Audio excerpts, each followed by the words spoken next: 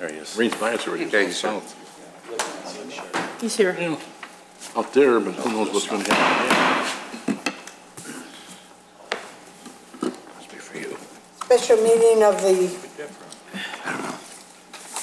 workshop will now reconvene at 1 o'clock. Community development. Good afternoon. Community Development Department. Let's go over a few of the items that that we're responsible for. The CD department, we've got 15 people, 15 full-time, 16 total. We have 2 part-time people. Generally speaking, we do the initiation of village development through legislation and licensing, write the reports for various commissions, do the presentations, license businesses, permitting, all that sort of thing. Assuring life safety and property maintenance through code enforcement, managing floodplain through public education and government certification, administer safe rental living environments through our rental program, and keeping restaurants, daycares, that sort of thing through our health department, doing the review, do permitting, licensing, inspections. We have building inspections we're responsible for. We've got building, health, mechanical, plumbing, rental, and property maintenance inspections all year round. We do the engineering review and permitting. A lot of our engineering review right now is done out of house. Any of the more complicated engineering review. We're currently interviewing for village engineer, which has been vacant for a few months. We do the building review, all the building review and permitting. Again, we have a consultant that does the more complicated building reviews. Both the engineering review and the building review out of house is charged to the developer or the customer who is doing the building. The more mundane stuff we do in-house.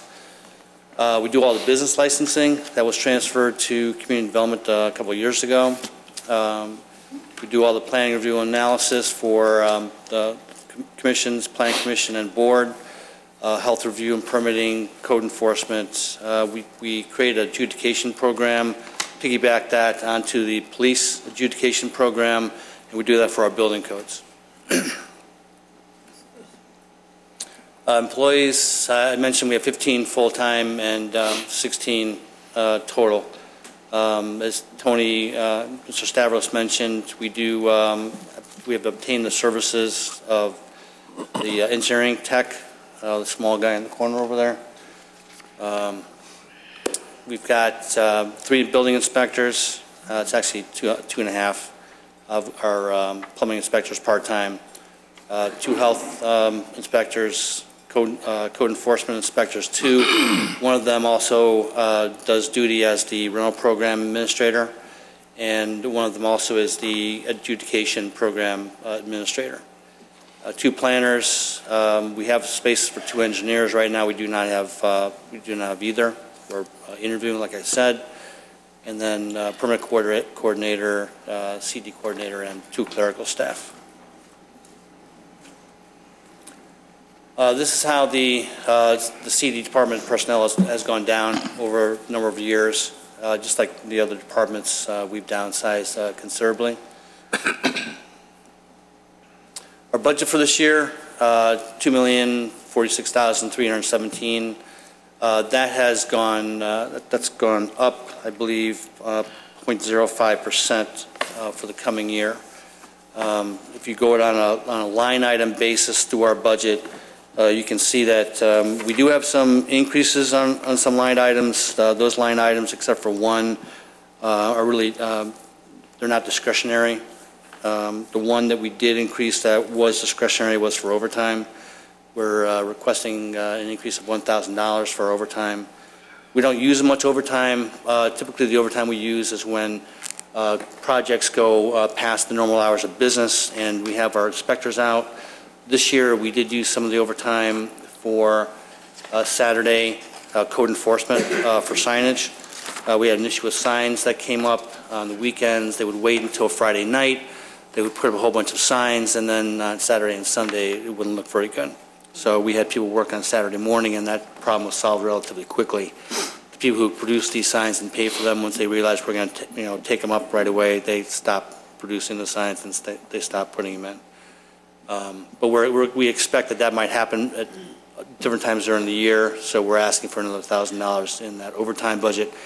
But you might see during the seasonal staff line item, we did reduce that. So we reduced that by, I think, $4,000, and we're requesting the $1,000 for the overtime. 86% of our budget is for personnel, and most of the rest of it, the balance of the 14% is taken up by the SURF, IT, and consultant fees. Our performance measures deal with customer satisfaction, code violation resolution. That would be how soon the code violation that we find is resolved, and then the building permit approval time, how long it takes for building permits to go through our process. We do tell, the last one is, we do tell people that it's going to take 2 or 3 weeks sometimes to get permits through. As you can see, we do it in less than a week. We tell people that because sometimes their contractors don't give us the right information. They give us drawings that are not complete, and we can't complete the permit within a short period of time. But if people do give us information, we have a very short time period for approval. Having the engineering review and the building review out of house has also reduced our approval time substantially. Our performance measures, output from our staff, we've been increasing these numbers virtually every year. Some of this is because it's not that we have larger amounts of monetary construction happening in the village, but there are just a lot more small projects that are going on. Rebuild, remodeling projects, both industrial, commercial, and residential. Just smaller projects all the way around. We do have some larger projects. Some restaurants have come in, some new people and renovated buildings. But a lot of these projects, there's more of them and smaller dollar amount, but there's just more of them. So as you can see here, these numbers, I'm not comparing them to past years, but they have been increasing slightly every year. The FOIAs completed, the 243 FOIAs. It's an interesting topic because this is something where government regulations have increased the amount of work that at least my department, I'm sure the other departments have to do. 2 years ago, we probably did maybe 135 FOIAs. This year, we're scheduled to do 243. And that's really because of increased government regulations relative. I'm not saying it's good or bad. It's just that there are increased government regulations, and we have to deal with them as a government. And it does take more time. It takes more staff time. And this is paperwork, but it's happening out there. If I could just piggyback on that, as Director Janik said, this is something that affects a number of departments, mine as well. At this point, we probably, while it's spread over a number of people, we're probably employing one person, if you were to collect all the hours full-time, just to respond to FOIAs. This is collecting the data. I mean, I can't tell you, even at a department head level, how much time we all spend having to go through our inboxes, our files, to collect all of this. Then we give it to Lisa, or it depends on what the FOIA specifically is for.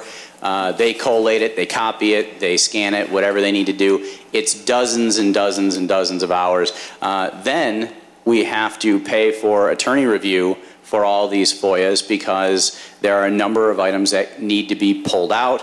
And this is all a legal process, so all this has to go through legal review. Most has to go through legal review. Certainly the big ones all do. Again, just like the EAB, this is something that every municipality is dealing with. This is not at all unique to the Village of Wheeling. One thing that I think is unique for us, whereas other communities are hiring someone specifically to be called FOIA coordinator, we are spreading it out among the departments, but it shouldn't be lost that we are expending tens of thousands of dollars every year just to respond to FOIAs.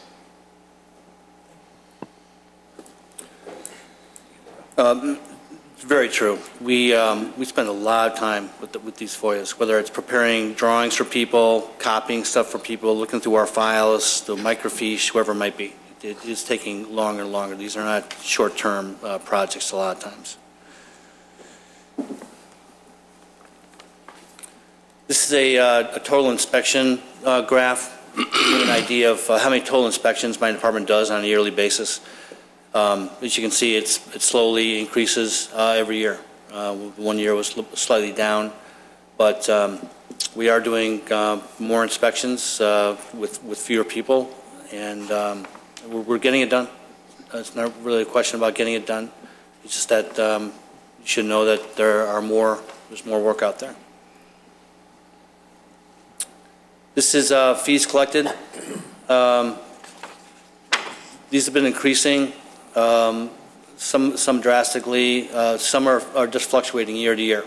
The adjudication hearing fees, that's doubled in the past year. Citation fines have increased. The rest of the fees here are somewhat stable except for the permit fees. The permit fees this year are high, at $965,000. Last year they were relatively high as well, $800,000. But next year they could easily be $750,000. It really, obviously depends on how much work comes in, what kind of projects they are, and our permit fees are based on different variables. So this year we're going to go pretty close to paying for half the budget, or a little bit over half the budget, my budget. But next year it could be down. A couple grants that CD's involved in. Mr. Stavros tried to take the credit for the first one, but I'm taking the full credit for that. It makes his look better, but just kidding. No, we both work on this together. Not much of that has been spent so far, but this is the bike path that's connecting the village through the Forest Preserve to Northbrook on Dundee Road. Very important project, and we're still doing the engineering on that. The second one is the grant that's paying for the study for the non-motorized transportation in the village. That's it. Madam President. Do we have any question? Trustee here. Thank you. This is just a statement and a question, follow-up. You $1,000 in overtime. Just as an example, say they're here on the weekend. We just recently had an election where the campaign signs are still up all along Dundee Road as an example. And I'm not criticizing your department, but I look at that and go, can we take a look at that and maybe give the candidate a phone call, and if they don't pick them up, write them a ticket? I mean, but again, somebody's going out there and putting it up. Ray just said it's private property. But the fact is, it's still a property maintenance concern. And when you say you have these property maintenance concerns, which they tend to be overwhelming sometimes in this community, where people say this or that about their neighbors or this or that about their the area that they live in, how are you receiving these? Are they coming through the hotline, or are they coming through regular patrol by your inspectors? A lot of them are by patrol, but a lot of times people call us. We'll get a phone call. People will say, would you please take a look at somebody else's property? Would you please take a look at this situation? And that's when we go out, check it out, and if there's something to be done, we talk to the property owner. And why does our community seem to be, even though they're out there doing what you're saying they're doing, why does our community still have that appearance that it's not being done? Drive around. That's all. I'll leave it like that. It's food for thought. Just drive around. Drive through any of the neighborhoods in this community and you'll see what I'm talking about. Just do it. Maybe when you leave today. But we do. Okay. Enough said. I mean, it'll be one of those age-old things that we'll bring back up the next time, the next time, next time. But hopefully we'll get a handle on it. Thanks. Trustee Jers. Thanks. Well, I think one of the reasons, Bob, might be because of this enlightening thing regarding FOIA. I did never realize that so much staff time is put into FOIA and so many, 250 requests in the last year. That's a lot. That's just my department. Yeah, it's a CD. That's what I'm talking about. CD, that's a lot. I understand, but they have part-time employees in other divisions of the But he's got village. one. I understand that, but that person could maybe, because as an example, there's an administrative CSO in the police department.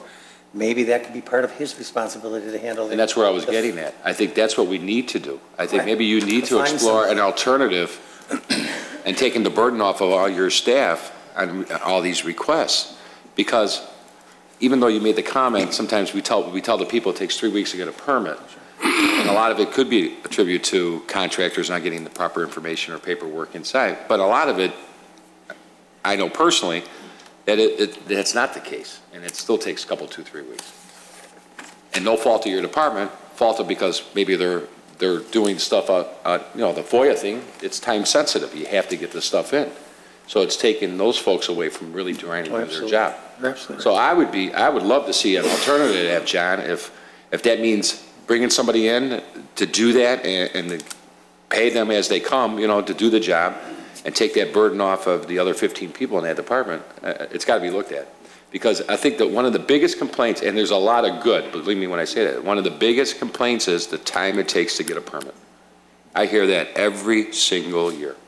I need a permit for my deck. I need a permit for my fence. I went there, they're very nice and everything. I understand they're busy, but I got a window here too that I need to get that deck up. And I've had my Julie locates done, and I've had this. Why does it take 3 weeks to get a permit to put up a deck? For an example, that's just an example. And now I understand why in some cases. Well, I'm not sure, I hear that sometimes. I've called you on that a few times. And I just had a call from Madam President about this, and the property owner said, we've been waiting 3 weeks for a permit. Now, you saw the number of days. Now, that's from our penetration system. That's not from me just saying it's 7 days or 6.5 days, whatever it is. Checked in the situation, and the contractor was telling the homeowner that it was 3 weeks. Well, the contractor had not handed in the paperwork. It had been. I understand. It had been 4 days. Oh, I understand that. Believe me, Mark. And it was. I had all the paperwork right here, and the guy was not telling the truth to the homeowner. He had not done his work. Mark, maybe this is a good time to talk about how we have outsourced some of the engineering review, which is tied into permits as well, but I think that's an efficiency we can talk about, what we've outsourced, and that not only increases the turnaround time for us, but also reduces our expenses of having in-house staff. Well, the outsourcing, I think if you took a look back years past on some of our building reviews, I think the outsourcing actually reduced some of the days, as well as reducing the cost to our department. Those costs are now transferred directly to the developer, like I said, or the customer. Building reviews used to take a lot longer time. Now they take less time. But I would really question anybody that says it would take 3 weeks to get a permit out of my department. I really would. There's two sides to everything, Park. I understand. It just doesn't happen. I hear people say that, but I'm telling you, a lot of times it's going to be them not getting their stuff in. They haven't gotten a bond to us. They haven't gotten whatever piece of paperwork it might be. Right. Like in the case that I talked with Mark the other day, and the gentleman came.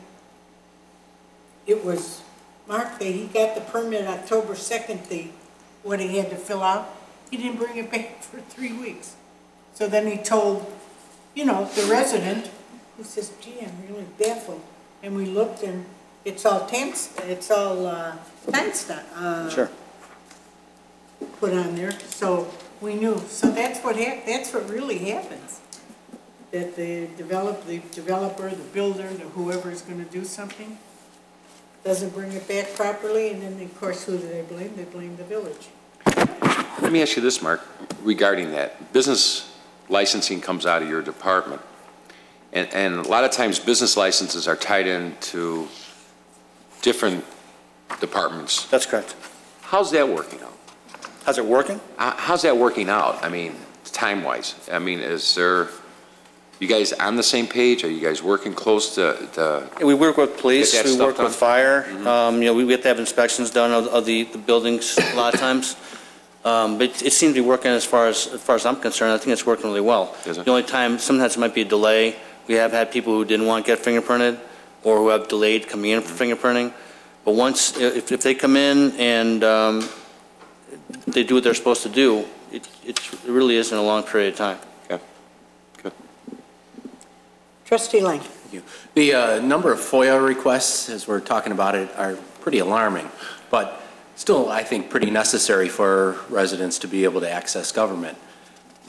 Is there some way, though, to, and this is a question for Jim, maybe putting a disclaimer on that application to say, you know, think twice, this is a huge use of public resources and a great expense.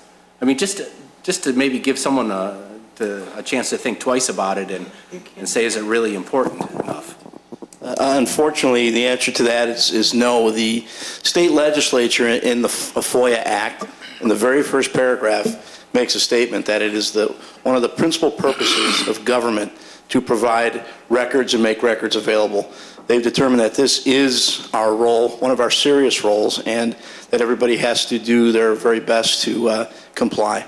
So to put that kind of a statement, while it makes some sense, would be contrary to the purpose of the Act. I mean, it is in the first paragraph of the Act. Can I add to that? I like to get in the middle every time Trustee Lang asks a question. Just as an aside, we don't do this, but a neighboring community, I was talking with their village manager, and when they provide electronic copies in response to FOIAs, they're able to track whether or not they were opened. And out of about 1,100 FOIAs, 4 were actually ever opened.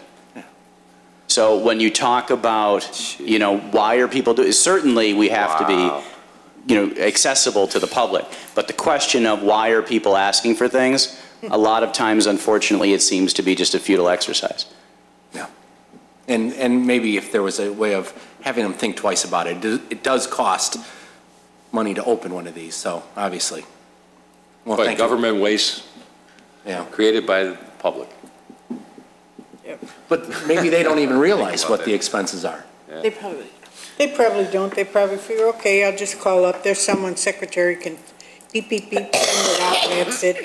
They think it's right at your fingertips all the time. There's a file. Huh? There's a file. Yeah, Everything in right. it. Everything's on a file, Yeah. on a CD-RAM. Chum. Do you have any other questions? Thank you very much. Do an excellent job. Next. Senior and Human Services. What page is that? where's that? Where is it? It's here someplace. I just had it, now I lost it. 74. 74? 74. Good afternoon. The Human Services Department is divided into 2 divisions, the Division of Senior Services and the Division of Social Services. Combined, our department is responsible for the operation of the Wheeling Pavilion Senior Center, crisis intervention for all emergency services, including police, fire, and community development issues, case management and assessment, crime victim court advocacy, information and referral and access to public benefits for residents, community education and outreach, including, for example, this morning we had a drill for the CARE program, the Community Assisted Relief Efforts, and that was held this morning. Short-term counseling and support groups, the Wheeling Medical Lending Closet, and the Lunch at Pavilion Congregate Dining Program for older adults. The department consists of 10 employees. We have 2 social workers and a victim services coordinator. The victim services coordinator is, the majority of that is funded through a grant. We have the senior center program planner, a custodian at the center, 2 part-time clerks that provide office support, a department secretary, which is also part-time, and a part-time dining site supervisor, which is part-time and primarily funded by the grant that funds the lunch program. As you can see, we have 6 full-time and 4 part-time, and that is reflected here. Our budget for the entire department is $692,449. Of that, 83.92, or almost 84% of that, is personnel. The remaining parts of that budget include program costs. A large portion of that is the program cost with the senior center, office supplies, training and education for all staff, and memberships, other types of things. Performance measures. In social services, what we looked at were social service clients returning for services in the current year. And to explain this, our goal is to not have clients return for services. Our goal is to provide services and hopefully stabilize the situation so that they don't come back, although they're welcome to, but we would like to have them on a path to recovery or a stable situation.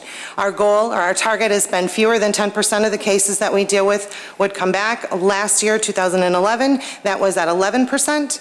And our estimate for 2012 would be at 9%. So 9% of the cases or clients that we have dealt with would come back for services.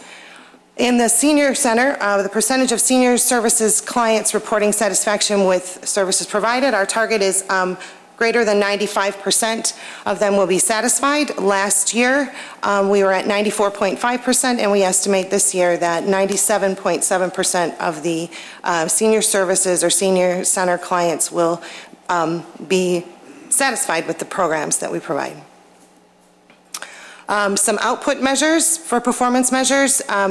In 2011, each social worker carried approximately 272 cases, and this year our estimate is a bit lower at 256 cases per social worker. The total events or programs at the Wheeling Pavilion Senior Center, we've seen an increase. In 2011, there were 3,129, and we anticipate this year rounding out at 3,482, which is an increase of about 360 programs run at the Senior Center. The next one we are very proud of. During grant year 2011, we provided 3,210 meals through our lunch program. That is a grant-funded program. We just finished our last year, grant year 2012, and we increased that by 1,000 meals. We are at 4,205 meals this year. This shows the social service cases.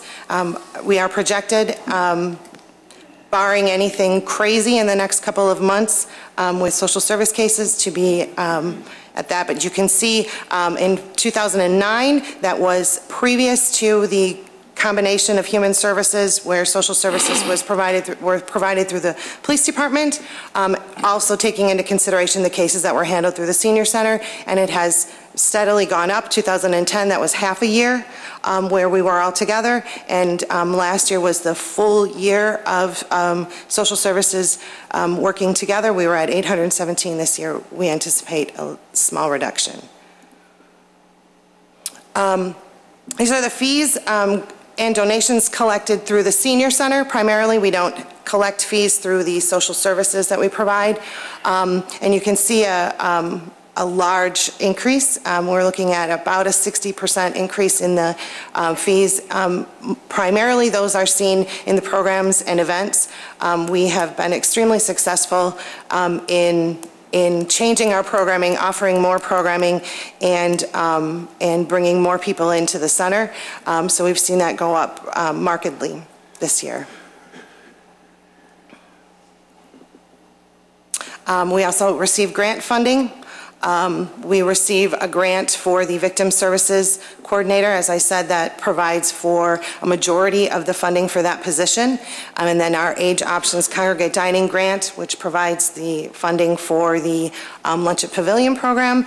That we have seen a decrease in, barring anything else, when people talk about the fiscal cliff that we're looking at the end of the year, beginning of next year, these funds are federal funds, and they may be impacted as well. So we may see up to a 10% decrease in what is up there right now, but this is what we were awarded, barring any of that. And that's it. Questions? Any Madam questions? President, sure. Trustee here. I addressed some of my concerns with the village manager prior to the budget hearing, but that's good to see, though, that you have a decline in caseloads. I think that's impressive. But I do have a couple questions. On page 74, under 1315, you have at the bottom $50 times a month times 3 social workers comes out to $1,800. What's that for? That is for mileage for the social workers when they drive to court, when they drive around the village. They do a lot of home visits. And what we were finding was that that was the average of what staff were spending previously when they would turn in their mileage receipts for the driving that they were doing in the community. So they're driving to Rolling Meadows Court. They may be transporting victims to shelter. They may be driving around town, responding to emergencies or to home visits. That brings up another question then, liability. Since they're on the payroll and they're transporting victims or witnesses in their own personal car, does that put the village at risk if they get involved in a car wreck or if somebody says something inappropriately happens inside that car? If I can clarify first, just to let you know, that is a minority in what we do as far as It's in emergency situations. Letting me respond. Sure. If there is a car accident occurring during that time period, the village certainly is at risk to be sued. The village does benefit from the Tort Immunity Act under state law, which protects us from many areas of negligence. We'd have to take a look at the facts to determine if it's defensible, but certainly it is a potential liability situation. Thank you, and that's one thing I'd like the village manager to address then, because I don't think that would be the right thing to do, especially in today's age. The other thing too, in your little PowerPoint presentation, you said nothing in there in regards to if all the clientele are from Wheeling. Are they all Wheeling customers? The only clients that would not be residents of the village of Wheeling would be victims of crime. The grant that we receive, any victims of crime that are victims of crime in the village of Wheeling, they may not live in the village of Wheeling, we may provide services. So for example, if there was a domestic battery that happened in Wheeling, but it may have happened at a relative's home or something like that, and the victim did not live in town, we would still, as that is a Wheeling case, we would still follow that. Other than that, all services that are provided, social service-wise, case-wise, are provided to residents of the village of Wheeling. We've make sure that they live in the village when we provide services. When we take a phone call, whatever it is that we're doing, we will make appropriate referrals to other places. So if they live in another municipality or if they live in another township, whatever, we will refer them on, but we do not provide services to anyone outside of the village besides the victims of crime. Thank you. And one last thing, I do believe there is a need for social service, but again, I go back to, the cost. I know that you wanted to build a city of social networking here in Wheeling, but out of all the cases that you've had, how many of those cases do you outsource to any of your colleagues? Let's say Omni or the Wheeling Township or any of those other agencies that you talked about trying to bring here to Wheeling? Well, I did some analysis, and in the cases that we've handled, for example, this year, Omni is a perfect example. We have dealt with families that we have served. 4% of our clients are juvenile cases, which would mean that we are referring those to Omni. We're referring them to the school. We're referring them to the organizations that are best able to provide those services. We have made referrals to over 130 different organizations inside Wheeling, outside Wheeling, for clients. Our services are short-term.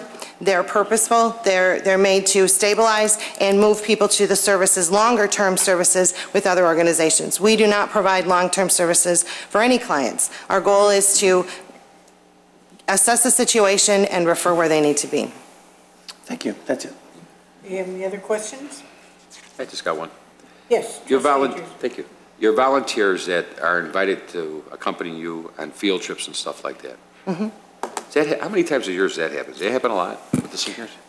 It's happening more and more now. We have increased the number of trips that we provide through the senior center, and what we do in order to provide safety for the group, depending on the size of the group, is that we ask that one of the people who will be attending the group be one of our volunteers. Those volunteers are then offered that program at a half cost to be able to enjoy the program, but also perhaps provide some assistance, whether that's holding a door, helping to make sure that everybody gets to the right space at the right time for us to leave, things like that. So we are providing many more of those opportunities, and then we have utilized volunteers for that. What kind of money are you talking about, half off? Well, when we determine the cost of a program, what we do is we take the cost of the tickets, the cost of the transportation, and then we divide that out over all the participants. So what we do now is that we take half price. So for example, if there's a trip that costs $100, so that would include transportation, whatever, we would charge, we would ask that the volunteer be willing to pay $50 to attend that. They will get the show, they will get the meal, they will get the transportation, they will just be paying half of that. Otherwise, what we would do is build the cost of their entire ticket into that and divide that out over the other participants. And so the other participants would be paying a bit more, and the volunteer then would be able to go free. Okay, but the volunteer itself, are you having difficulty having these volunteers come up with half for helping the volunteer? We've not had a problem at all. You have? No, they're rushing in to be volunteers. And paying the half? And paying the half price. Okay. Yeah. Okay. We have no further questions, statements. Thank you very much. Do an excellent job. Glad to see the senior center working right along, and also I know how good you are with the human services, because we've had to send some people there. Thank you. Administration. Special events including economic development, IT, human resources, legal, regional, and special agencies, solid waste, capital funds, and debt service funds. Mr. Monashane. Thank you, Madam President. My presentation is just on the Finance Department, but we will address any questions you have with respect to the other budgets that the President mentioned. And I promise this will be much shorter than my morning presentation. The Finance Department is responsible for a number of areas which I've listed on this slide, some of which you're already well aware of: accounting, budgeting, water billing, liability insurance, workers' comp, and so forth, health insurance plan administration, and the like. We have 8 employees in our department. I don't have a separate chart that shows the history of the Finance Department, but I can tell you that we used to have 9. We had 2 people at the front desk in prior years. As a result of the downsizing of the organization, we eliminated one of those positions such that we now have 8. Each of those positions perform very specific functions within the department, and you can see that they're listed there. Our budget for 2013 is just over $1 million, and that reflects an increase of 0.9% since 2009, which, again, I talked about it this morning, shows that there really hasn't been any growth, at least in our departmental budget, in 5 years. And of course, I made the point that that's true village-wide as well. Our budget is 88% personnel, and then the remaining things in the budget are really just banking fees, our contract for auditing services, some memberships, and so forth. And we have performance measures as well for our department that we try to achieve. And the way we measure our performance and our efficiency is done in the following ways. We try to have as few adjusting journal entries that are necessary by the auditors every year. Our target is fewer than 5. Last year we had 7. Albert is doing a great job with that and getting ready for the audit every year. We try to have fewer than 2 errors in processing payroll checks each year. Last year, we did not have any. And in terms of paying invoices, our target is to pay 95% of the invoices within 30 days of receiving them, and last year was 99.5%. We also have several output measures. You can see how many water and sewer bills we issue on an annual basis. These are 2011 numbers. We also issue a number of real estate transfer certificates, and of course, quite a few accounts payable checks when we pay vendors. And that is it for the Finance Department. I'm happy to answer any questions that you have about finance and collectively. Trustee Brady. Thank you. Michael, going through the book, under revenues, I noticed that for this year, quite a few line items have been reduced considerably. Building permits is down almost $140,000 or $130,000 projected building permits. And it goes, if you go through here and look at the minuses, it's a lot of money. What is this here? You got federal grants, of course, that we have no control over, but there's right. Towing fees is down probably $100,000, whatever it is. And what is prompting these declines in these revenue that we depended on so many years? Well, I can tell you that in the case of building permits, as Mark mentioned earlier, that tends to fluctuate from year to year depending on the level of activity. We had some major projects that have happened in the last couple of years that have generated a lot of revenue in terms of building permits, but we don't expect that to continue for 2013. So if you just look at historical averages, what I did was I budgeted what the average is. Mark and I have a conversation every year about what we anticipate in terms of the type of projects that are going to go on in the community, and if there's going to be some kind of increase, we put that in the budget. This year should have been a bonanza year, especially getting whatever revenue we're getting off of the project next door here. But beyond that, if you look at the monthly reports, there's been a lot of building permits issued. There should have been probably a lot more than it's even showing for 2012. There is. 2012, we definitely have estimated more than what we budgeted. And I don't see that really well. Maybe just one big chunk here, but I don't see that really declining with things that are rattling around in the jar right now, ready to fall on the table and get going with it. We have new projects that we know are definitely coming around, and I just kind of wondered that. And and some of the other things just didn't make sense that we're reducing these numbers by so much. Okay, but now that doesn't mean that's going to hold true in most instances. You're reducing your property tax revenue, a decline in 2003 from the current year. You had 7.8, 7.5. Now you're down to 5.9 million for 13. Right, and the reason for that is because the number that was budgeted for 2012 includes the $1.3 million that was taken from capital projects and reallocated to the general fund.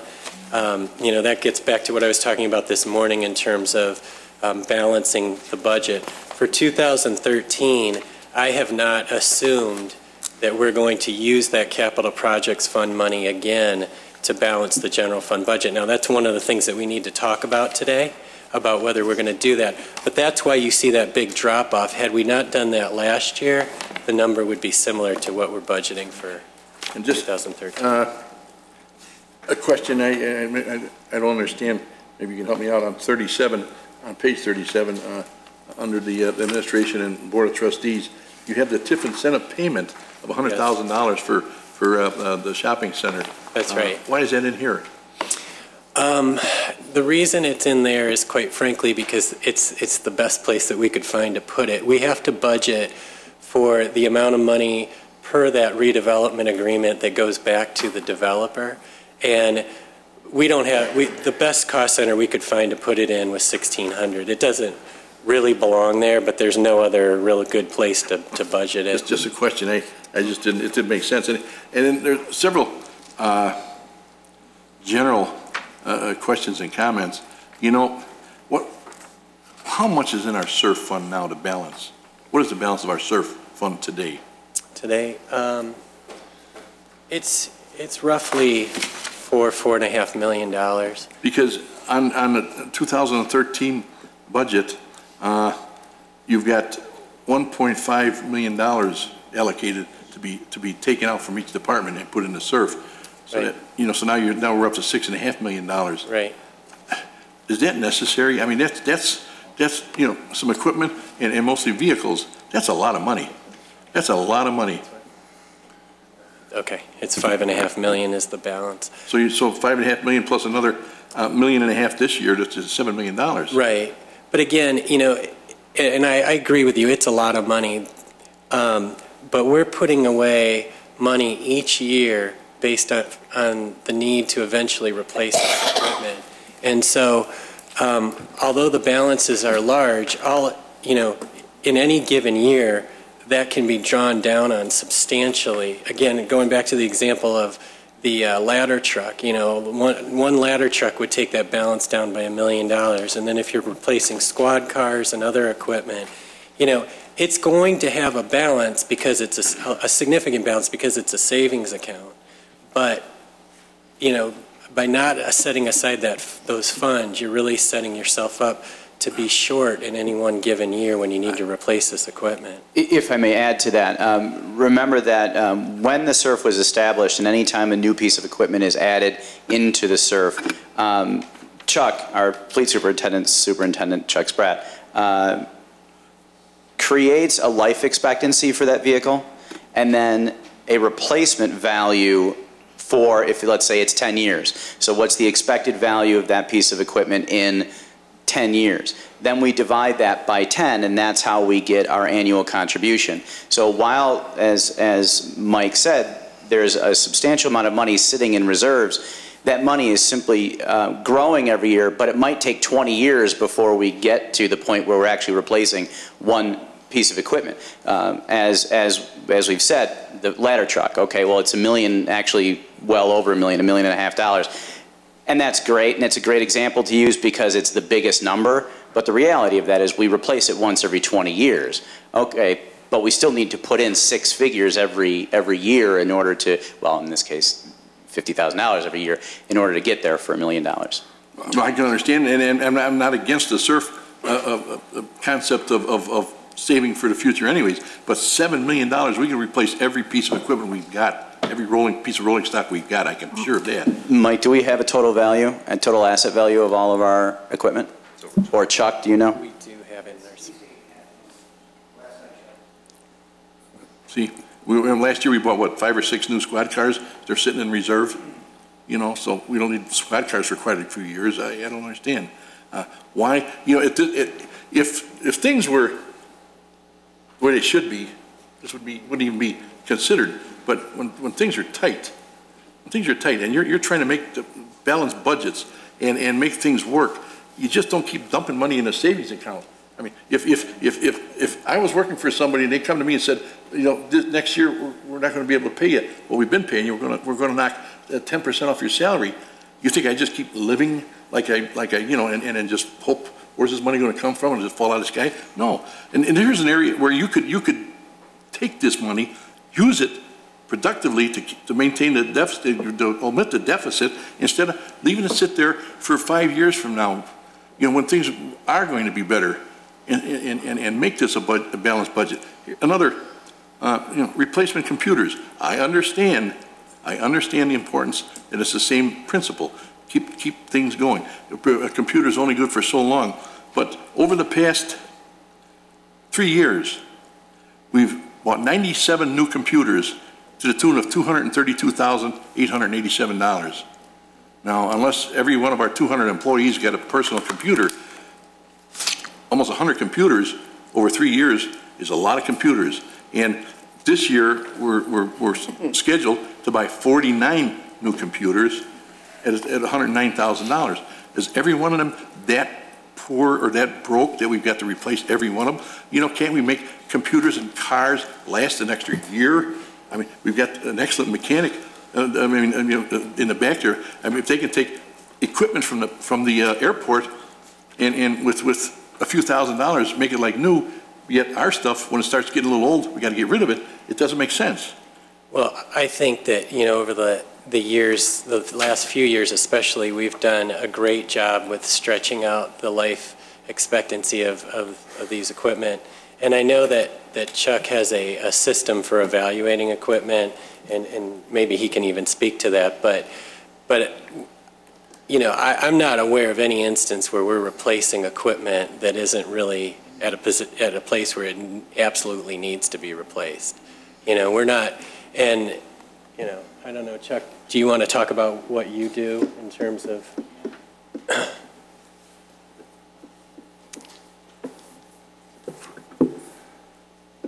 If I may, while Chuck comes up, I can't, that number doesn't sound right for computers, and Luca is the man behind the curtain. He can come out. But it's not just desktops. All of our squads have computers. All of our command vehicles have computers. So Lump them all together. Right, I just wanted to make sure that at least was out there. I understand that after a certain time, computers can get a little slow, and some of them might be even troublesome, and I'm not totally against replacing equipment that needs replacing. Sure. For example, and I'm sorry, we're cutting Chuck off now. Martin C., what's his title? Executive Secretary. You'd think I'd know what his title is. His computer was running so slow that in the morning it took 4 hours to boot up. That's the point where we decided to replace his computer. And that just happened. That just happened a month ago.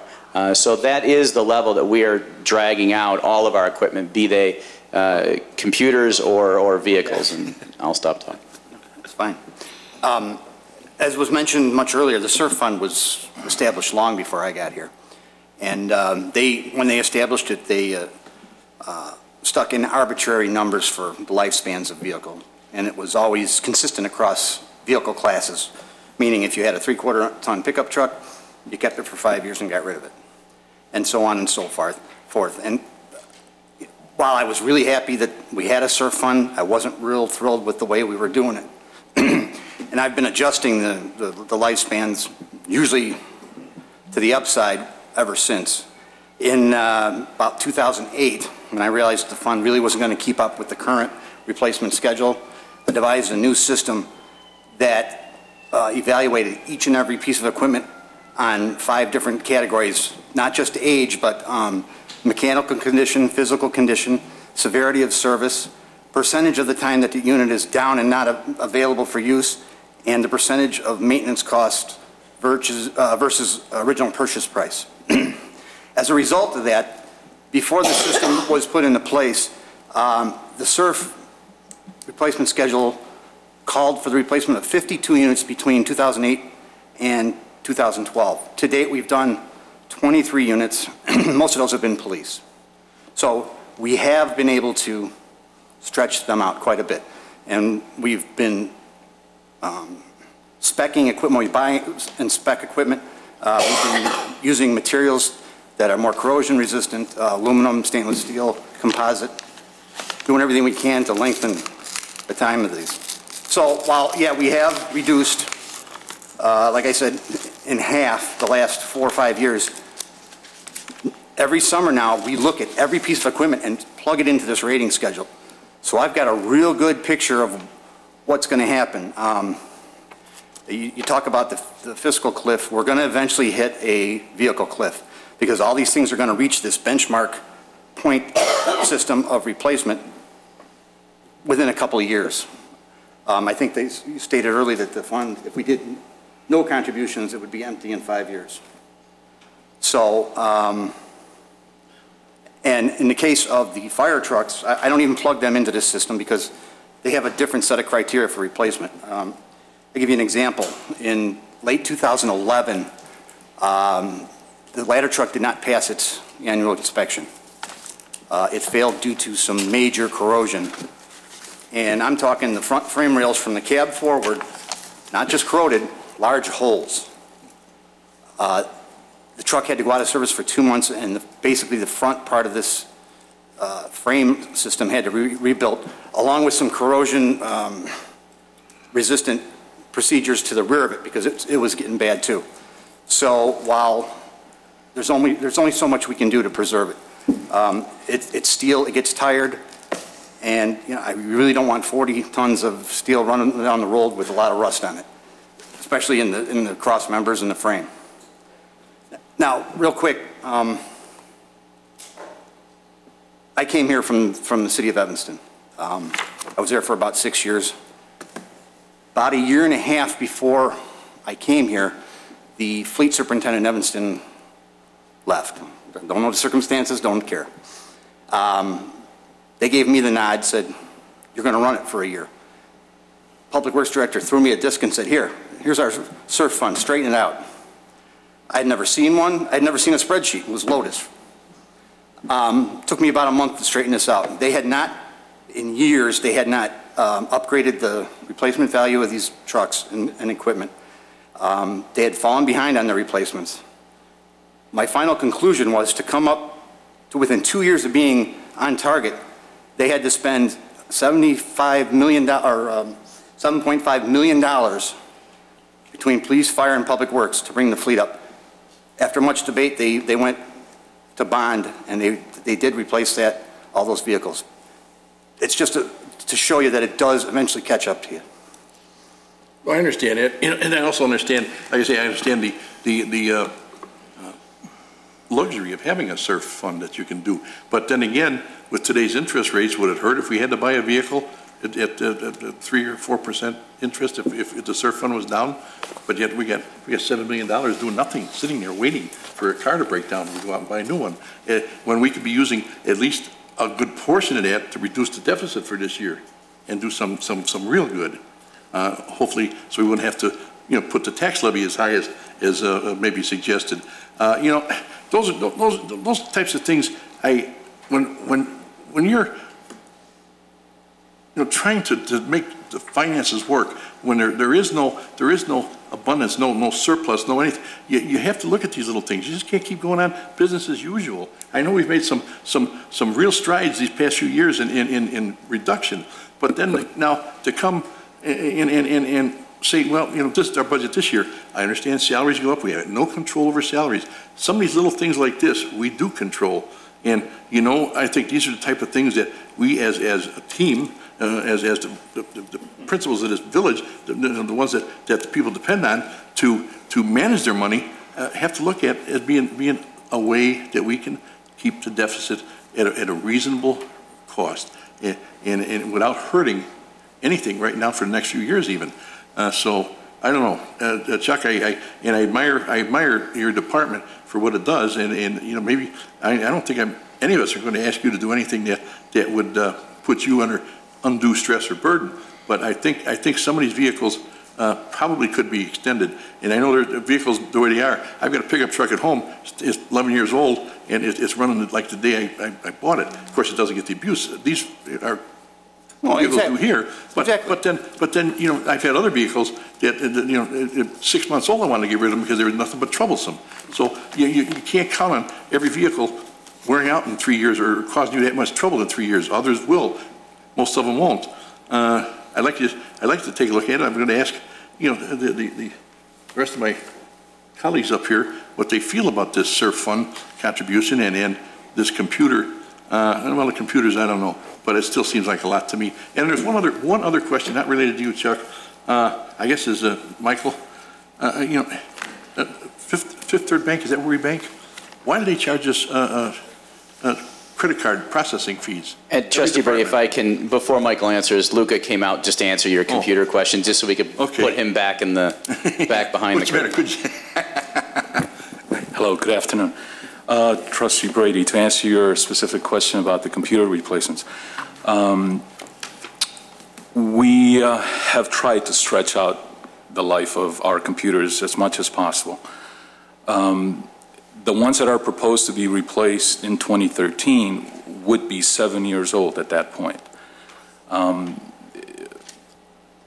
They're out of warranty. We're trying with spare parts to keep them going, but we used to be on a 4-year replacement plan way back when times were great, but that's not happening anymore. So that's what's happening lately. We're stretching it as much as possible, and these would be 7-year-old computers. Overall laptops, and I want to categorize these things. How many computers do we have as a company here?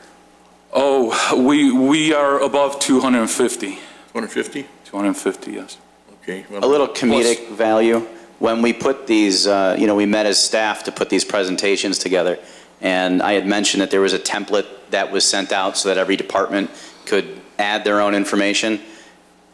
Several hours were spent trying to do that because we don't even operate at the same, you have your Microsoft packages, there's compatibility issues. So several hours were wasted because it was created in 07, but half the departments only have 03, and so one is 10. So there are compatibility issues that go along, because that's not just the value of the computer itself. That answer also speaks to our licensing fees, which is another substantial part of Luca's budget. Okay. Yes, Right. in order to be on the same software version, hardware kind of goes with that. The hardware requirements needed for the newer software are, we just can't meet those specifications with the old machines. We're forced to do it. I will never believe we have 250 computers, but, because we only got 200 employees, I don't know. Those are, I understand what you're saying. A combination, as John was saying earlier, with the mobile fleet that we have as well, so it adds up. There's one at the desk at the office, there's another one in the field. And okay. My last question, John or Michael, the credit card processing fees. Every department pays them. That's right. Many years ago, we decided, based on my recommendation, to accept credit cards for building permits and water bills and that kind of thing.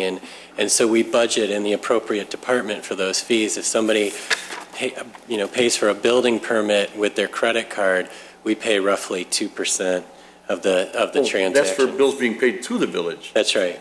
That's not us using our credit card. No, that's the fees we have to pay to collect that money. That's the question then, sorry. Yeah. Just getting back to the SURF question that you raised, I understand the point that you're making and where you're coming from.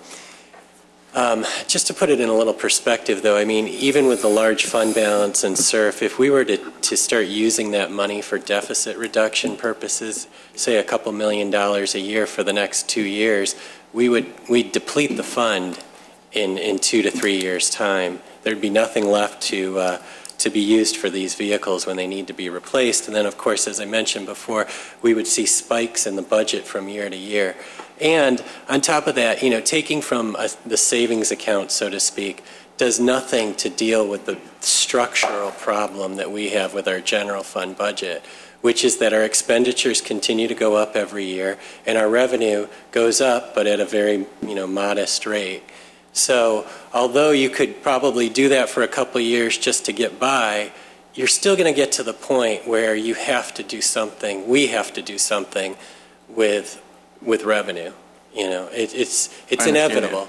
I understand that, and I really, really, truly believe that we've made the turn on the economy. It's going to be slow picking up to where it even was close to being back to 40 years ago. But nevertheless, right now we're still too close to the bottom to be having $7-8 million laying around that we're not using when we could use it right now. That's all I have. Thank you. Anyone else have any comments? We have none. Mr. Fondilas? I guess speaking again to Luca in the other room, if he could bring up Michael's presentation from this morning, we can pick up where that left off. And we have a couple of additions and a couple of subtractions, which will make our beginning deficit number a little different. And then we could talk about some of the reduction options.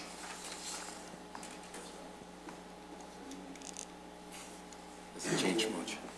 Our number hasn't changed much. So it's close enough then, I guess. So we're still looking at 3.6 million.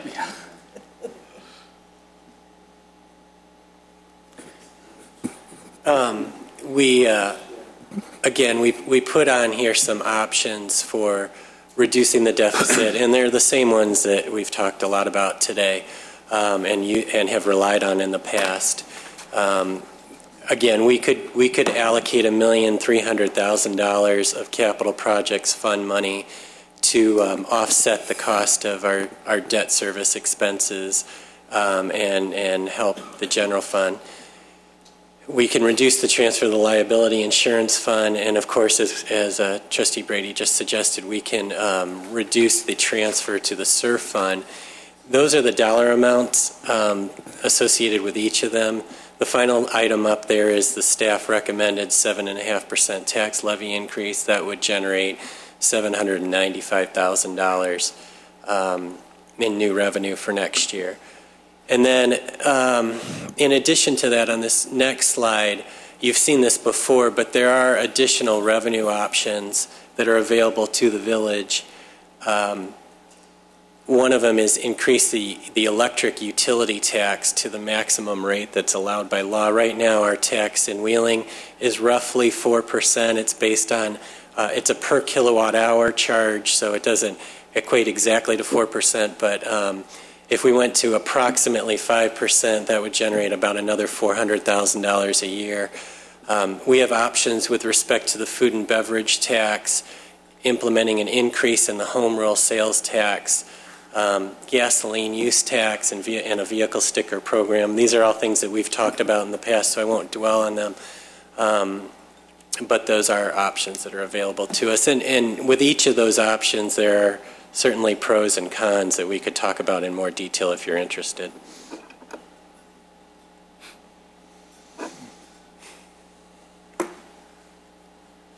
Any comments? I wouldn't want to, some of these things, Cook County taxes are too high anyways, and if we do some of these things, increasing taxes, we're going to drive everybody out of Wheeling instead of attracting them to Wheeling.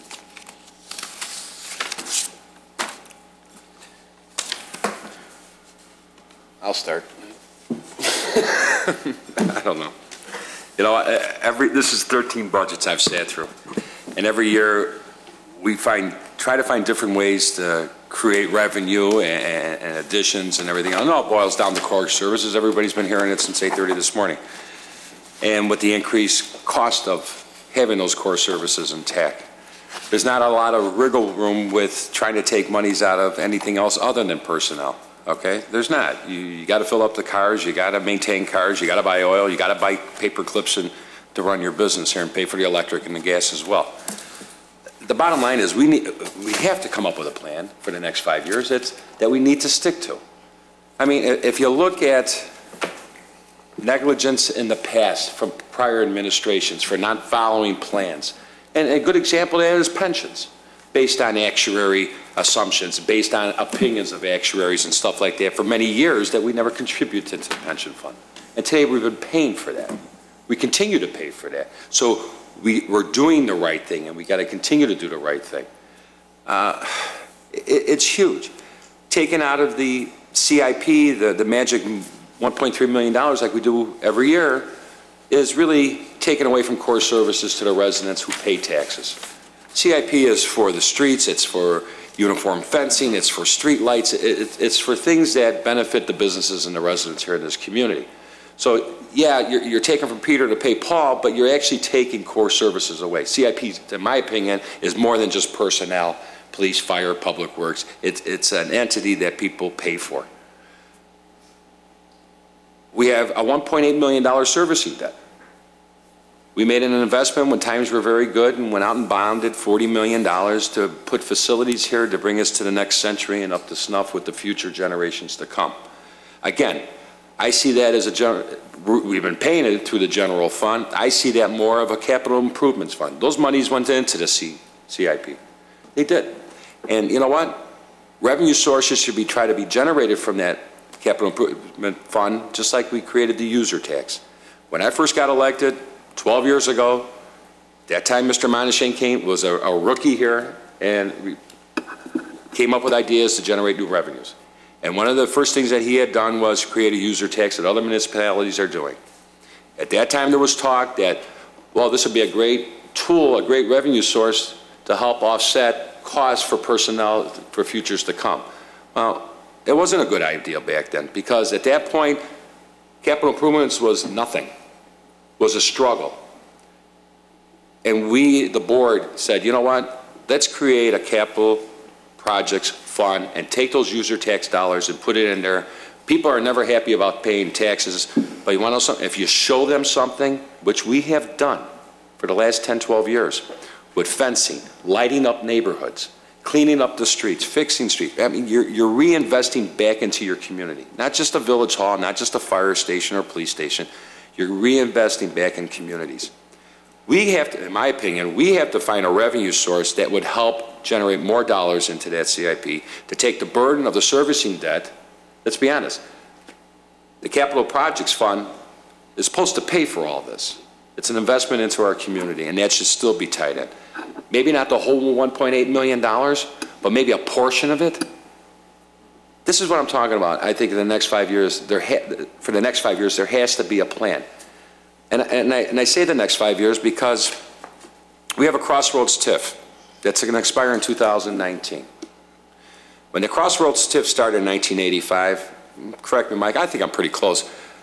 The EAV valuation was about $12 million. Today, it's probably about 55, 56 million, and see some climbing on that as well. But once that TIF ends, the real estate dollars that are generated with all the new development and everything that's happening gets back to the taxing bodies and back into our general fund. Today, dollars are generated going into a TIF fund. That's why it always tickles me the taxpayers are paying for the clock. The taxpayers are paying for development. Well, truly, the developer is actually creating the tax to pay for incentives for him or her to do what they're doing there. The taxpayers, based on the developer, has helped us build fountains over there and parks and do beautification there and work a cooperative with IDOT with widening Milwaukee Avenue by acquiring blighted area used car lots that would seem to be the reputation of this community for many years, a blighted area. Wheeling's a blighted area. And you know what? And we've changed that by having a plan. And the plan with our finances is more important now than it's ever been. There's light at the end of the tunnel, but we need to get to that light.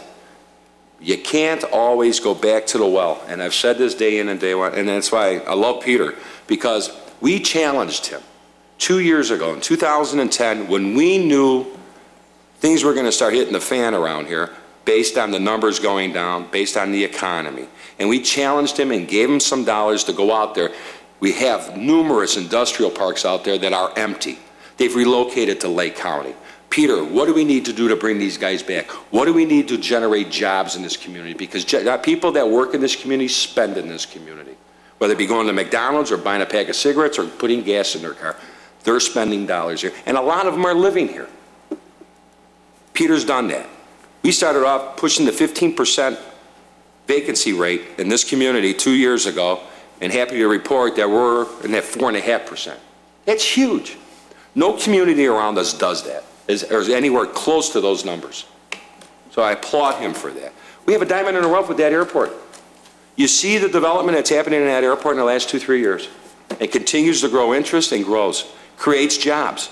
And not just for the village of Wheeling or the city of Prospect Heights, it's happening for the entire economic region around there that are benefiting from that airport. We need to piggyback on stuff like that. But getting back to this, we talk about tax levy. It's like the dirty word of dirty words. And I hate taxes more than anybody. And I was a huge opponent and fought with my fellow board members and with staff for many years about not raising the levy. But based on what we've done in the last 2-3 years, and based on how we've capped ourselves, not the county or the state, we've capped ourselves at a dollar amount that was brought up earlier of $10.6 million. So $6 million, I'm sorry.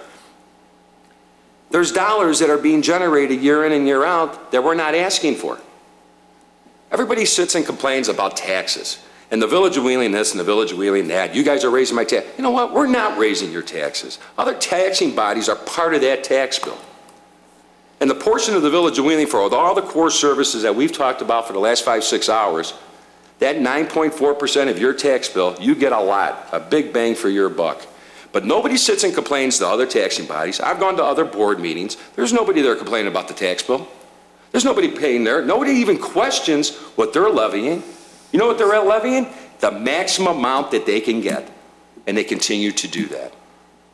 What are we doing? We need to start recapturing some of the dollars on the efforts of our staff and what we've done and our philosophy in here and creating new development, putting dollars back on the tax rolls again, which we've been doing aggressively the last couple of years, but we're not capturing any of that money, and then depending on core services to service these folks. We're still paying. We're putting the burden on our staff to do this without asking for the dollars that they're paying for it. That mentality has to change, or otherwise we need to outsource everything, because we cannot continue to keep on going the way we're going. $1 million a year. $1 million a year just to keep things status quo. $1 million a year without a new $1 million coming in. Doesn't balance. And people are suffering today. Businesses are having a hard time. Individuals are having a hard time. Every one of us have had ups and downs in our life. And that's reality today. That's the new today. We all know that. But we, in all fairness, have to think here, yeah, we can take $1.3 million here and we can raise the user tax to there, but what are we doing? Let's come up with a strategic plan here with the help of our staff and say, you know what, Dean, maybe you're right. That $1.8 million burden to pay the mortgage every month for all the facilities that we've invested in this community, and believe it, I don't regret it, because it was $40 million that we got money for real cheap, okay? And guess what? And if you figured out all the repairs and all the maintenance that curtailed all the facilities that we had in this community, the difference between $1.8 million and what that would actually cost, I bet you wouldn't see that much of a difference. We talk about the senior center. Senior centers needs work, needs a lot of work, and we're not talking Band-Aids either. You're looking at an investment right at the senior center, I would guess $200,000 to $300,000 to really get that building in the form it needs to be in today. These are investments that you have to do in our community. But then again, where do we get to that? How do we get there? And I think collectively, along with these guys, we got to come up with this plan. We're looking at a $3.6 million deficit. We haven't done anything to cut it. We added a couple bucks. I mean, with the scheme of things, it's nothing.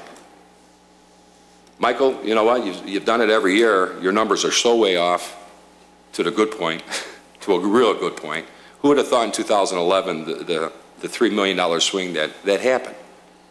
You know, you don't have a crystal ball. All you can do is be professional and project like you've been doing. But we have to stick to a plan for 5 years, and there's no question. If we're going to maintain what we're doing, we got to continue to figure out ways to how we're going to pay for it consistently without doing this every single year. Because that's exactly what we're doing. I don't know. Start with the levy. I mean, is anybody on board with that? I mean, are we going to have the philosophy that we want to recapture dollars that are being generated with real estate taxes, or we want to maintain the $10.6 million status quo for the next year? Because right now we've been doing it for 2. There's a start. You want to reduce your deficit, you want to get close to a balanced budget, it starts there. Otherwise, I don't care what you call raising this, raising that, it's still taxation. But there's money on the table that we're not getting. And if you recall, years ago, Michael, when you had said we should do 5.25 or 5.5% for a 5 year, I always forget, don't I, John? 5.25. And the board decided that we should do a 0 tax levy. Twice. And that puts us where we're at today, 7.5% of a tax levy for 5 years, not just for today. And then in 3 years, relook at that. We probably should be looking at more than 7.5%, but 7.5 would give us some status quo so that we have something to look forward to for the next 5 years and have it set. Because of the extra expenses we have, you know, just taking out the general fund for the 911. That's a lot of money going out of there. Can I tell you something? That $150,000 that we're taking now, It's going to be more. okay, it's equivalent to 1.5% of the levy. Right. Think about it, versus paying 75 cents a month. Exactly. So that's where we're at That's today. huge. We're at 7.5%. That's the discussion. That's what the staff has brought to us, and that is, what are your thoughts? 7.5%, are you looking at more? Are you looking at less? But I, myself personally, 7.5% levy. If a $300,000 house at 7.5% is what, about $5, $6 a month? You know what, let me show that to you. I forgot I didn't write it down. I think it comes to, there. It was $24. Taxes, $5,000, it's $39. The highest is if you have a tax of $8,000. That's probably in the businesses. But an average tax bill in the village, people that I know, are between 6 and 7. A package of cigarettes are going to cost you $10 pretty soon. So you're not talking much. So I think 7.5% of an increase for 5 years will give us a good responsibility and a good place to go forward. If the economy does turn around, 1, 2, 3, we know it's not. You're looking at 5 years or better. No matter what they tell you, unemployment is not at 5%, it's 8 to 10%. It's just saying one thing based on what you're showing here. Michael, go back, I think there was a screen there. In a lot of cases, even though you impose a tax levy itself, it doesn't mean all the time across the board everybody's going to get an increase in taxes. No. Okay, let's make that very clear. President Abascal brings up the case of $47, which is a good case. But in a lot of cases, that $47 might be an advantage of a couple $100 a year. It's happened. It does happen. It happens across the board. It just happened last year to a lot of folks. My taxes went up on the west side of town, and Trustee Brady's actually went down. Mine too.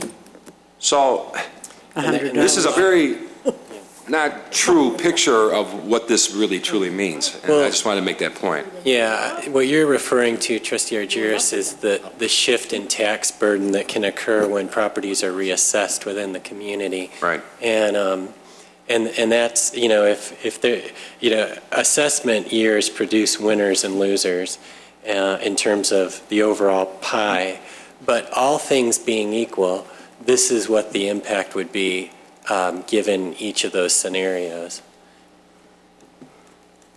What you're referring to, yes, you could end up paying more than 47, but not because of anything the village did. That would have to do with something the assessor did that, was different than everybody else. Well, that's what I'm saying. Even if we had imposed a tax levy last year, based on what the assessor had done, still might have resulted, more than likely would resulted in a decrease in property taxes for some folks in this community here, even though with the tax levy being increased. And a lot of folks don't get that. That's the sad part. It's easy enough to calculate. As you had mentioned, Trustee Brady and President Abascal said theirs actually went down. As long as theirs went down by a value of more than $47, we still could have had a 7.5% tax levy increase last year, and their taxes would have gone down. Right. Trustee Vogel has... Michael, could you go back a couple slides? Sure. Which one would you like to see? The one that showed the starting with the deficit and then the reductions, including the 7.5%. Oh.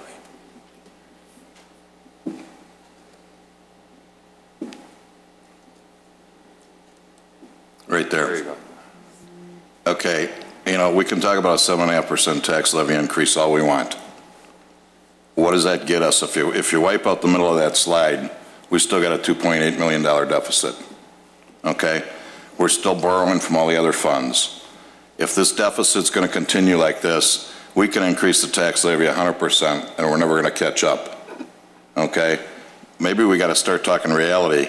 Maybe we got to reduce the budget, period.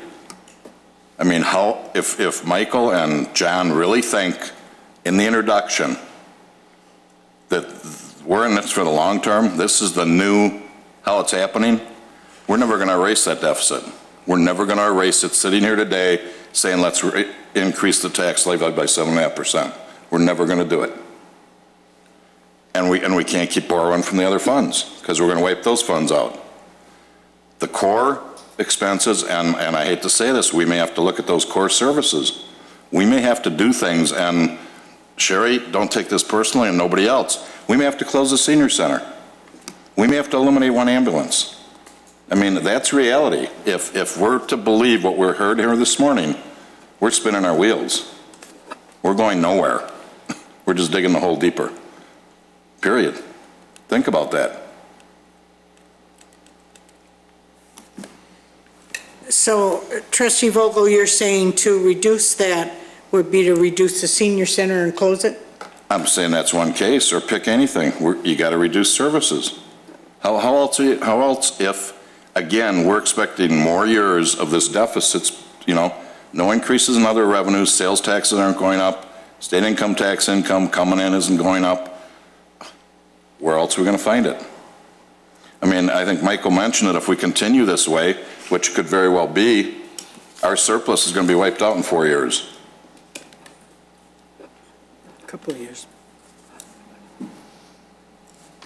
So, I mean, like I said, we can sit here and talk about 7.5% tax increase, and I can tell you what, as we continue to increase taxes like this, there's going to be more and more people giving up their homes, okay, if this economy doesn't improve.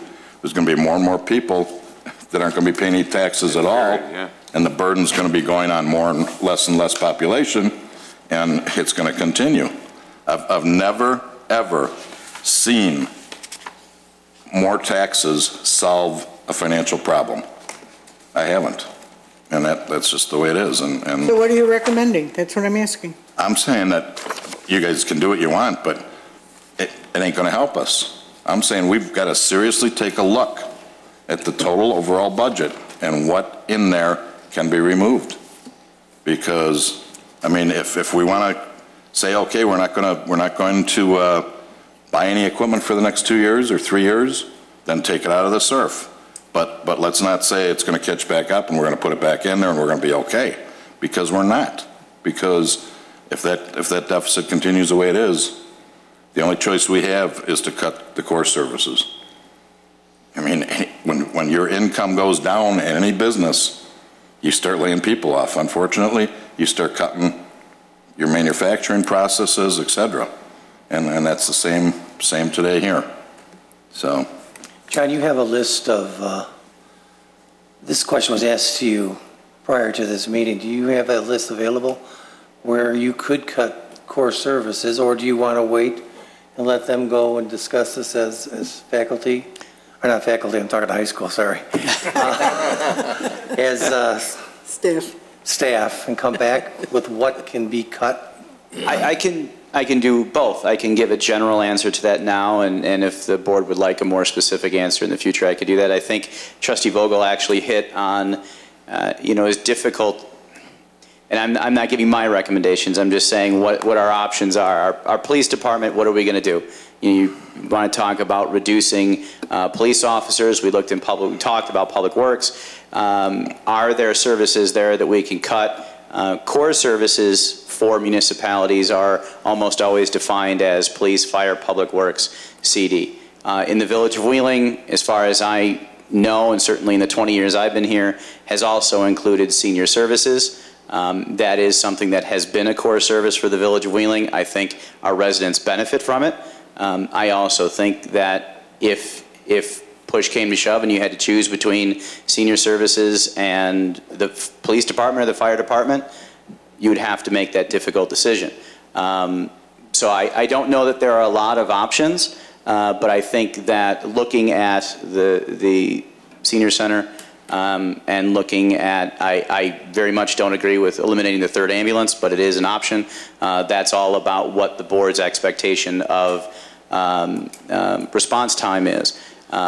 Something to consider, though, the total department budget for the senior center is about $600,000. So even with that, you're not getting close. So that is a substantial cut, a substantial change to what the Village of Wheeling has called a core service for many years. And you're getting $600,000 closer, but... Yeah, but when do we have to, obviously, there's a procedure that we have to follow. It's already been a long day. It's going on 3 o'clock, and I think obviously there's people in this room that want to move on with their day at least. How long would it take you to give us some information back on the question that was asked? And then we can obviously make an educated decision at a later date. Well, I think what we could do is schedule a board meeting, and we'll have it as like we did last year. We'll discuss, we've talked about the general fund operating budgets. We can come back and discuss just this slide within the next couple of weeks. I would be in favor of doing that, get some, We can add it to the agenda for the 19th. I would make that recommendation. This way people go away, they're refreshed, and we come back and we address. But again, that's just me. I'm all done. Let me amend that. The Trustee meeting Lang. after that, I'm sorry, because for the 19th, we'd have to have everything ready for the board by Wednesday. So the meeting after that. My apologies. Trustee Lang. So, and as you said, that this is the new normal that we can expect, can we also just make a point to say now that we are no longer, individual departments are no longer 6 people, 3 people, 7 people down. This is the new normal. This is the new level. We're at level staff right now. So then we don't say we're still down people. I mean, that language should be taken out if this is our new normal. We can do that. I'm sure our public safety departments can provide a much better answer than I can about what constitutes a minimum. But I agree that logically at some point, if you keep saying that we are sustaining with 20 people, that it becomes difficult to say we need 28. I think they need their moment to give a proper rebuttal. But yes, I think that question needs to be addressed either way. Yes, I agree. Trustee Heim. Thank you.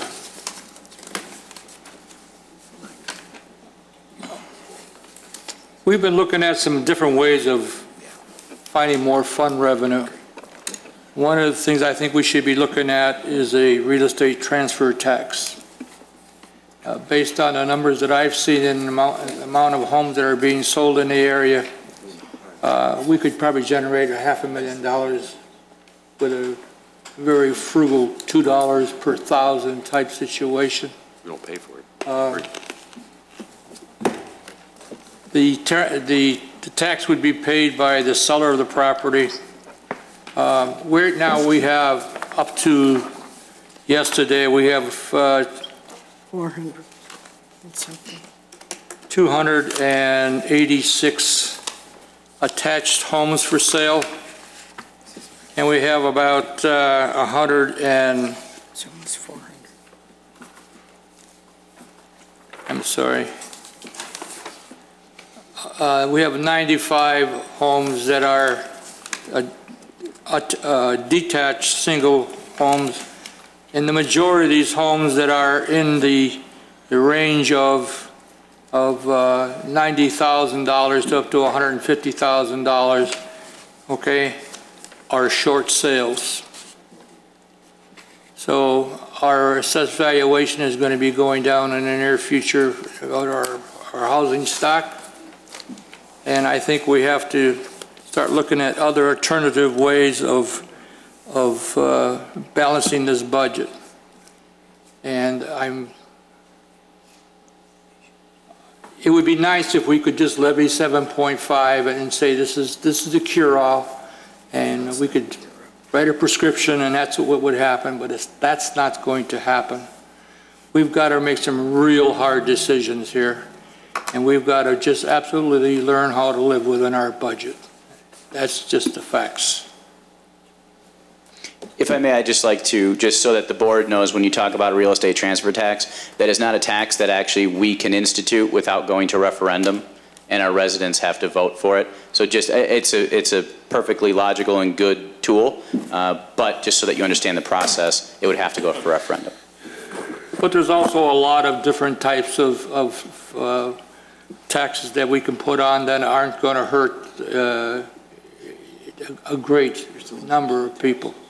We've got a middle-class community here. That's one thing that we don't want to do, is put the tax burden on the middle-class people that are just barely getting by in this community, and we got a ton of them. So let's live within our budget. We're going to have to do it, bite the bullet.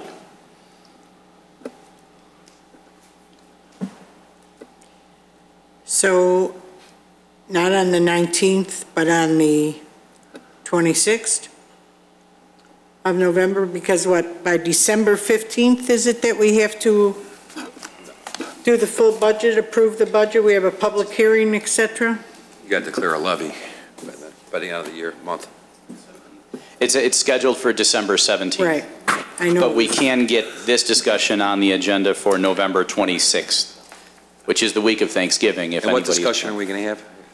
Well, the discussion that the information that trustee here asked for, trustee Lang asked about, talking about calling the current personnel levels, the personnel levels, as opposed to increased expectations for the coming years. And I guess there was the suggestion that we call this done for now. Well, I'm not done.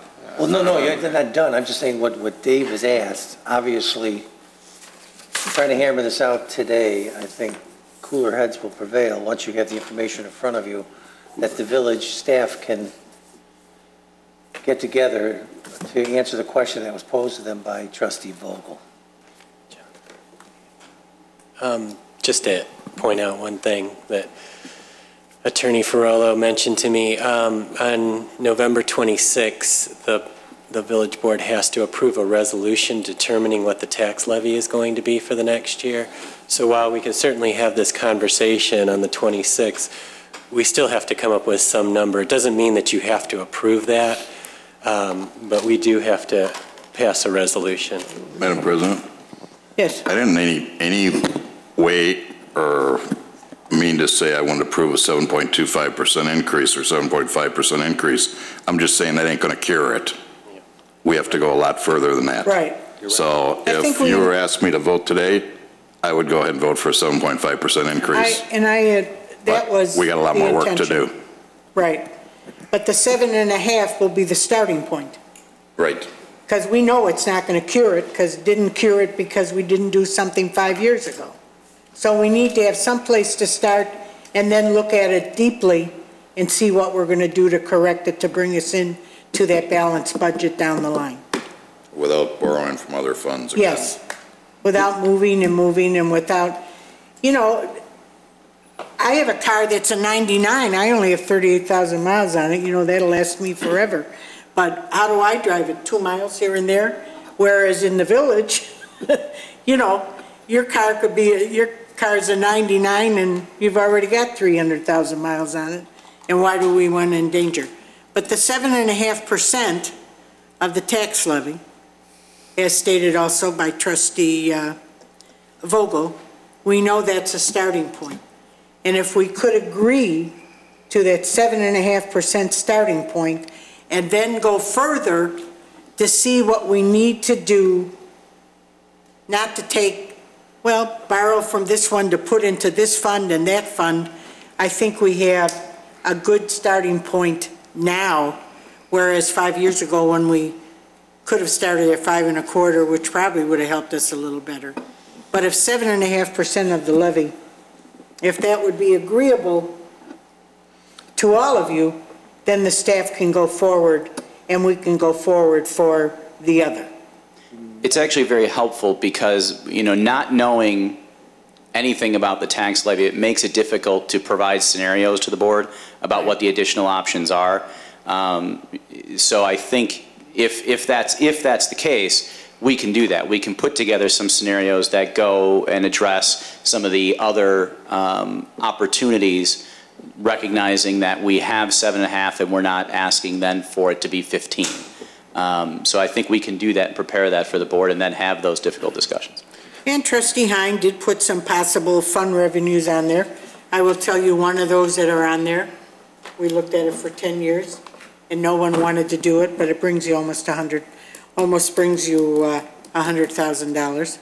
And of course, what nobody wants is a village sticker. But that is another $1 million. I mean, $1 million, I'm sorry. Well, that's the banker in me. I'm looking at it low so you don't have to go broke. But that is one item that we have looked at back and forth and nobody wanted to do, but that is another option. but that is something to look at going forward. So I would ask 7.5%. Trustee Brady? No, I want cost of living increase only, like everybody else has to bear. What is that, 3.5%? So you want 3.5%?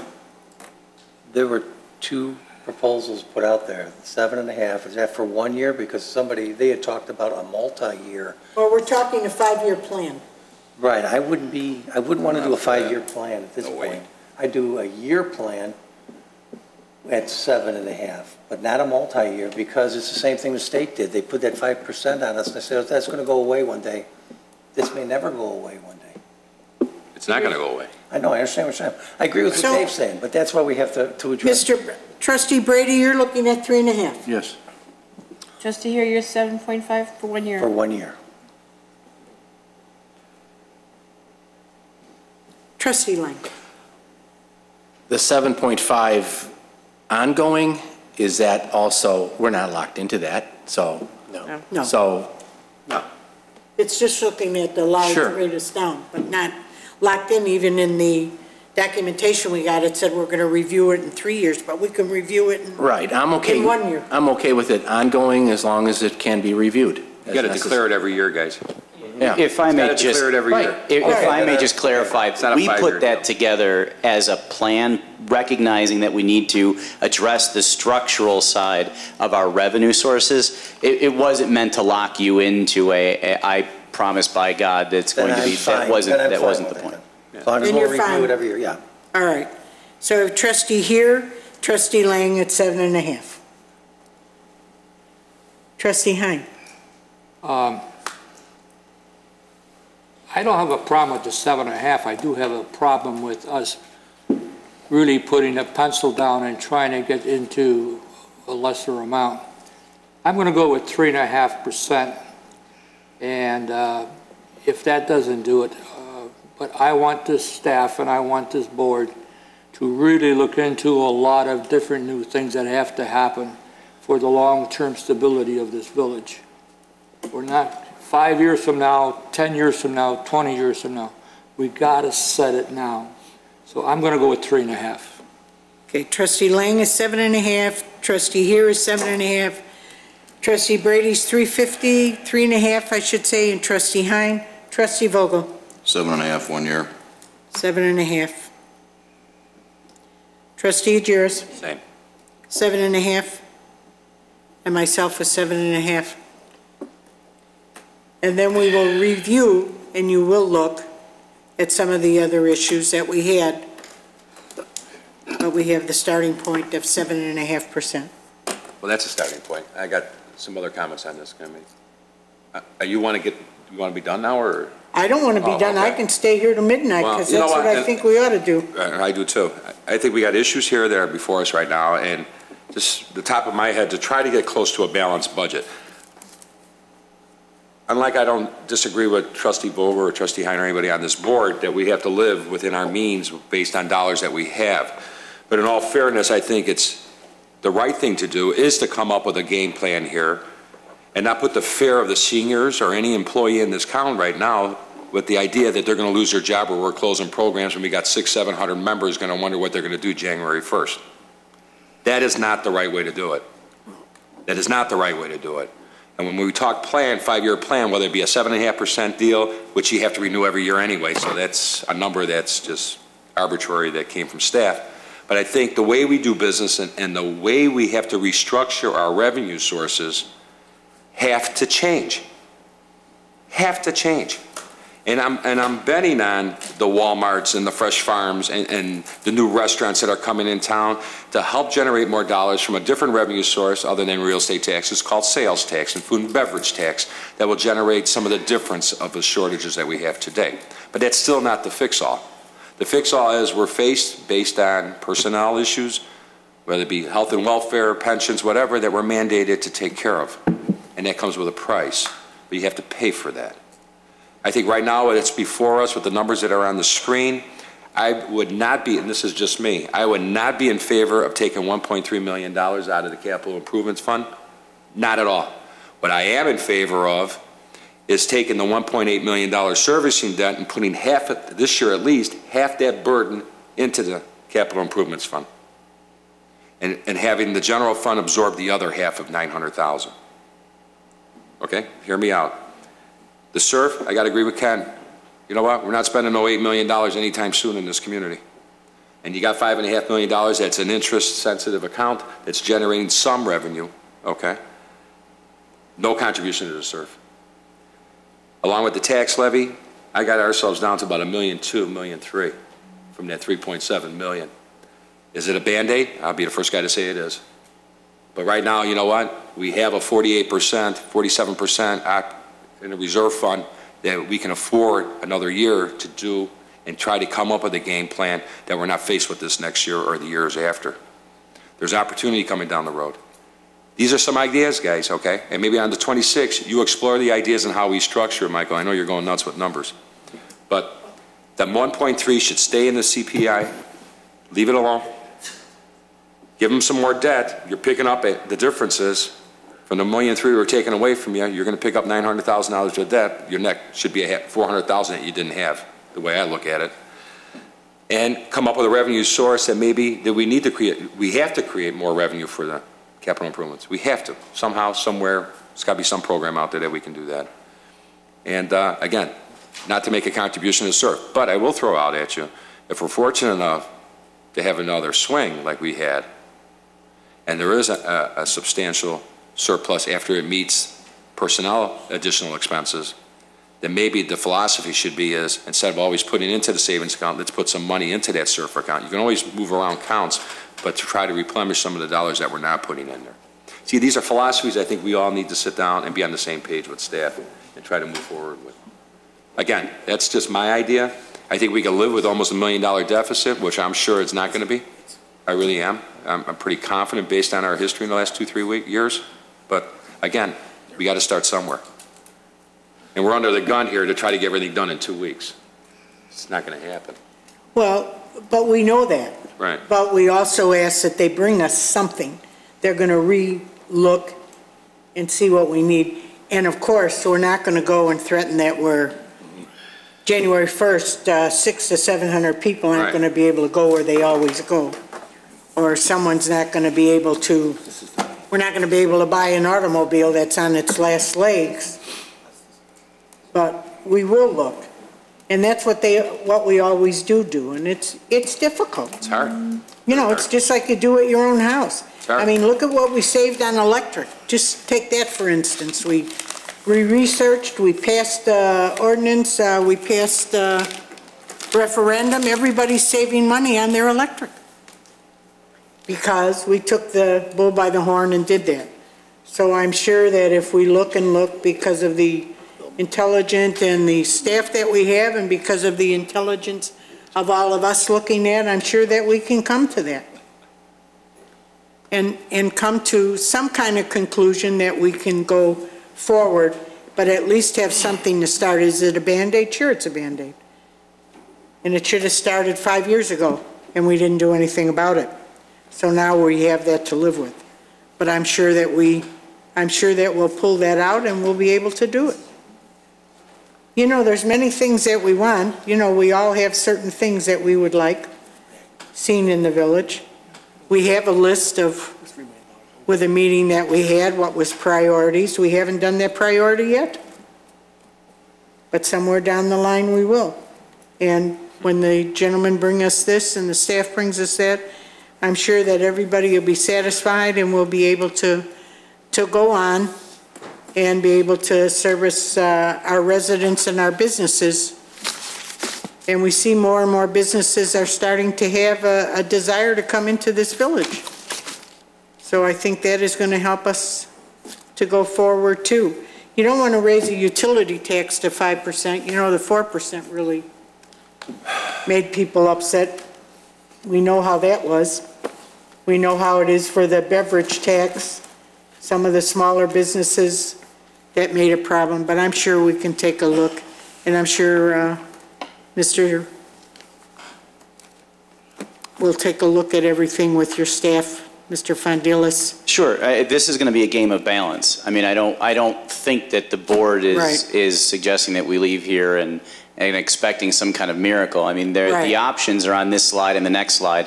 And yes, there's always the, do we downsize? Do we outsource? I mean, those are things that we've looked at and things that we can discuss, the pros and cons of. But I just don't want the board to think that there's going to be some magic pill that comes. What's going to come to you in 2 weeks are different scenarios by which we balance between all of these different options. I mean, that's what it's going to be. And what does the future look like then? If we can estimate growth based on the new normal, we can figure where we'll be in 5 years if we stick to Plan A, Plan B, Plan C. We can do those numbers. But I just don't want, like, as a municipality, you've heard this before, and it's the hardest thing to hear. Other than reducing personnel, there is no other real such thing as new revenue. New revenue means taxes. It just does. I mean, and that isn't a bad thing. It's a bad thing, I understand, because we all have to pay it, but it's real. And everything that's up here, okay, some of these are deferrals, but everything that's on the next slide, in one form or another, whether it's a village sticker or whether it's a utility tax or whether it's a transfer tax, I mean, they are all taxes. I don't want to have everyone leave here thinking that there's some other thing that we haven't really talked about. That doesn't mean that we don't look at the way we do business. I mean, that's what we've been doing, that's what we will have to and would always continue to do.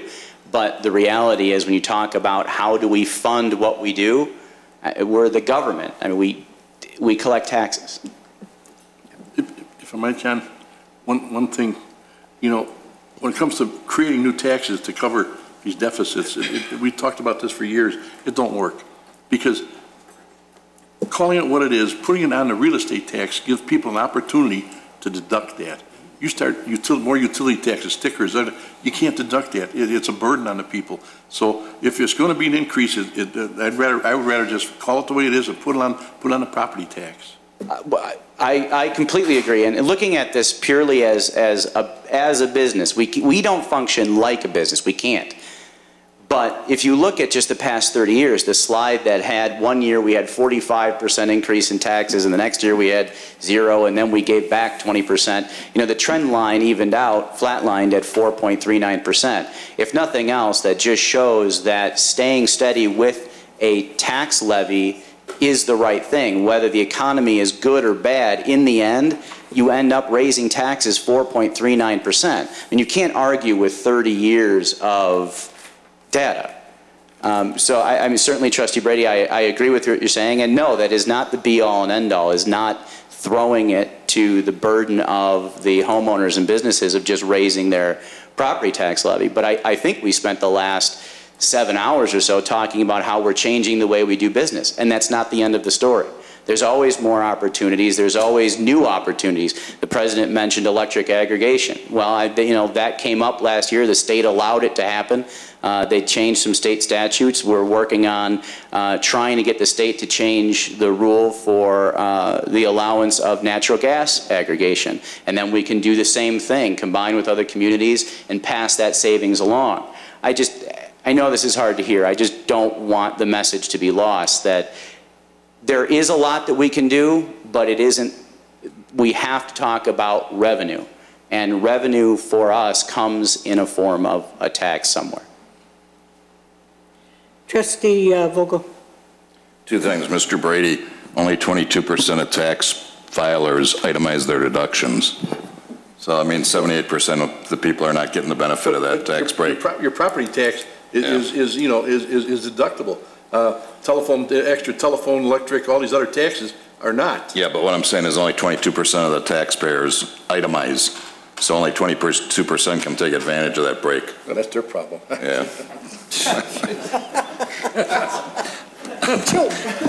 They're more honest than most, I guess. The other thing is, my opening statement about this, when I saw this slide, was nowhere, Sherry, to say we're going to close the senior center, or Bill, we're going to take away, or Chief, we're going to take away something. I'm just saying this was business as usual. Nothing's changed, okay? And everything I heard all day today is things have changed and we've got to change. And when I saw this slide, we hadn't changed any at all, and that's why I brought that up. So whatever you guys can do to come back, I'd really appreciate it, and I think everybody would. And if anybody took offense to that, I apologize. No, didn't take that. No offense. So, gentlemen, Oh, one last statement. Yes. It was that orange and blue donut I ate. so do we have a motion? Do I'm we going have to a motion? eliminate staff in the finance department because they didn't get you a green and yellow one. I would. So I was gonna talk to you about that later. let that lesson be known. Do I have a motion to adjourn? So moved. Motion made by trustee Brady, second by trustee Vogel. Roll call, please. Trustee Lang? Yes. Trustee Brady? Yes. Trustee Heim? Yes. Trustee Argyris? Yes. Trustee Vogel? Yes. Trustee Here? Yes. President Abiscato?